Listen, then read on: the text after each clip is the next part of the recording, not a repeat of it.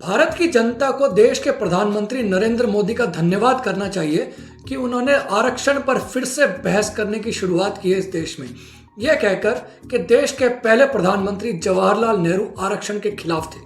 नमस्कार दोस्तों, मेरा नाम है संदीपन शर्मा। आज हम बात करेंगे प्रधानमंत्री नरेंद्र मोदी के लोकसभा में दिए गए बयान की। हम चर्चा करेंगे कि रिजर्वेशन का इतिहास क्या है देश में, और क्या वाकई नेहरू आरक्षण के खिलाफ थे या क्या वो मेरिट के पक्ष में बोलते थे और नहीं चाहते थे कि दलितों को, बैकवर्ड्स को हमेशा बैसाखी के सहारे खड़ा किया जाए।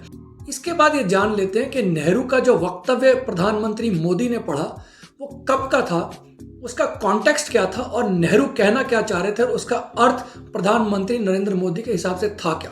तो दोस्तों, ये बात बिल्कुल सही है कि जवाहरलाल नेहरू ने रिजर्वेशन का विरोध किया था, लेकिन उसका कॉन्टेक्स्ट समझिए तो आप समझ जाएंगे कि उन्होंने रिजर्वेशन का विरोध इसलिए किया था कि वो मेरिट को प्रमोट करना चाहते थे और वो बैकवर्ड्स की मदद करना चाहते थे एजुकेशन के आधार पर।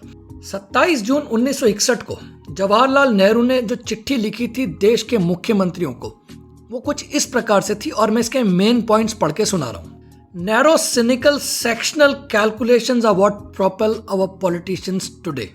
यानी कि नेहरू ने कहा कि संकीर्ण और अवसरवादी कैलकुलेशन यानी गणनाएं आज के पॉलिटिशियंस को आगे बढ़ाती हैं, जबकि हमारे देश में किसी जमाने में मंत्र हुआ करता था कि देश का इंटरेस्ट सबसे आगे रखना चाहिए। इसके बाद में उन्होंने लिखा, The recent meeting we held here, at which the chief ministers were present to consider national integration, laid down that the help should be given on economic considerations and not on caste. मतलब ये कि उन्होंने लिखा कि पिछली बार जब chief ministers की meeting हुई थी तो ये तय हुआ था कि राष्ट्र की एकता के लिए मदद की जानी चाहिए आर्थिक आधार पर, ना कि कास्ट के आधार पर। यह सच है कि हमारी कुछ धारणाएं हैं शेड्यूल कास्ट और ट्राइब्स की मदद करने के बारे में। मैं मानता हूं कि उन्हें मदद की ज़रूरत है, लेकिन मैं नौकरी में आरक्षण देने के सख्त खिलाफ हूं। उनका कहना था कि मैं नहीं चाहता किसी भी चीज़ को प्रोत्साहन दिया जाए जो देश की कार्य क्षमता को प्रभावित करती है, क्योंकि मैं चाहता हूं मेरा देश दुनिया में सबसे आगे हो, नंबर 1 हो।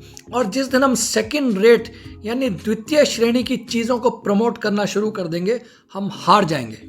तो ये तो था उनका देश के प्रति विचार और क्यों चाहते थे वो एफिशिएंसी को प्रमोट करना। अब वो बैकवर्ड्स की मदद कैसा करना चाहते थे उसके बारे में भी इस चिट्ठी को जरा आगे सुन लीजिए।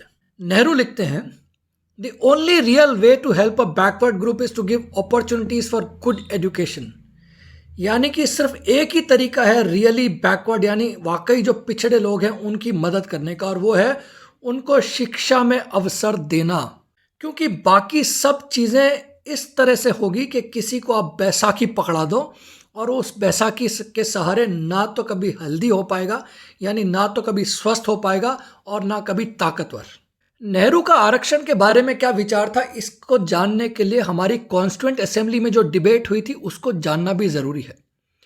कॉन्स्टिट्यूएंट असेंबली के सामने 2 सवाल थे। क्या धर्म के आधार पर आरक्षण दिया जाए?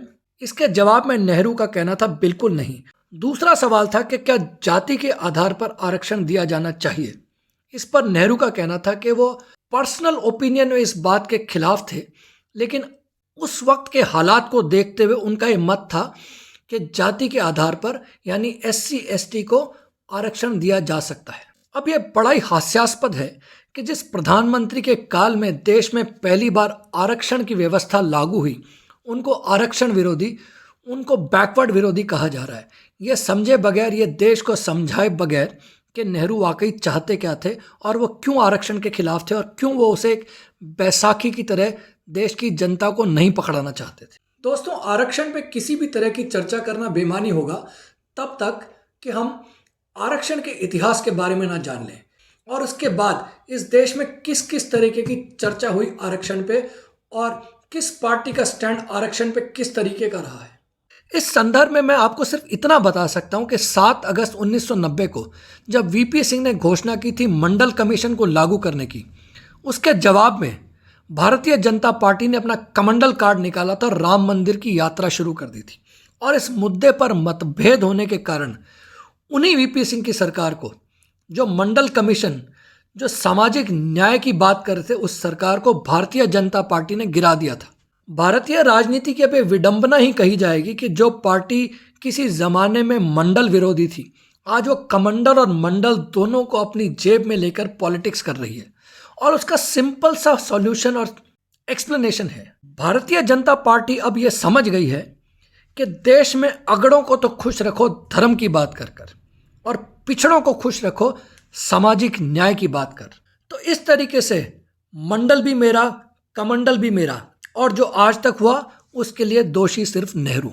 आपको ये मालूम ही होगा कि आरक्षण व्यवस्था का रिव्यू होना था हर 10 साल में, लेकिन रिव्यू तो छोड़िए, इस बात पे चर्चा होनी भी अब बंद हो गई है। चर्चा अब सिर्फ इस बात पे होती है कि आरक्षण को और किस तरीके से आगे बढ़ाया जाए और किस ग्रुप को और कितना आरक्षण या रिजर्वेशन दिया जाए। और इसका कारण बड़ा सिंपल है। आरक्षण सोशल जस्टिस का एक माध्यम ना बन के एक पॉलिटिकल टूल बन गया है, और हर पार्टी चाहती है कि किस तरीके से छोटे छोटे ग्रुप्स को और आरक्षण देकर अपना वोट बैंक बढ़ाया जाए।